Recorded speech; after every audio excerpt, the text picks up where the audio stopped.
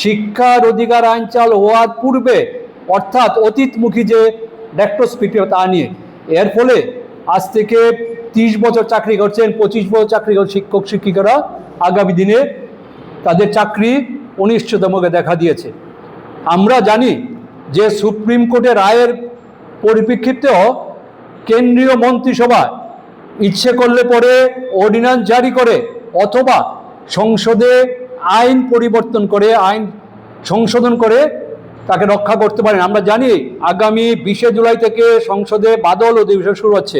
কাজে আমাদের একটাই দাবি যে সুপ্রিম কোর্টের রায়ের ফলে সারা দেশে যে 30 থেকে 35 লক্ষ যে শিক্ষক শিক্ষিকা আজকে ক্ষতিগ্রস্ত হবেন, আমাদের রাজ্য একটা বিশাল সংখ্যক শিক্ষক শিক্ষিকারা এর ফলে ক্ষতিগ্রস্ত হবেন, তাদের রক্ষার জন্য কেন্দ্রীয় সরকারকে হয় অর্ডিন্যান্স জারি করে অথবা আগামী 20 জুলাই থেকে শুরু হওয়া সংসদে বাদল অধিবেশনে আইন সংশোধন করে শিক্ষকদের যে ট্যাগ দেওয়ার বাধ্যকতা থেকে মুক্ত করতে হবেন।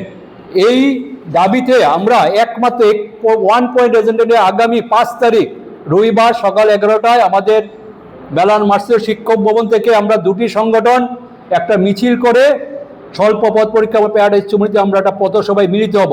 পথসভায় আমাদের মধ্যে উপস্থিত থাকবেন সর্বভারতীয় শিক্ষক সংগঠন স্কুল টিচার্স ফেডারেশন অব ইন্ডিয়ার সহসভাপতি তথা নিখিল বঙ্গ প্রাথমিক শিক্ষক সমিতির সাধারণ সম্পাদক ধ্রুব শেখর মণ্ডল।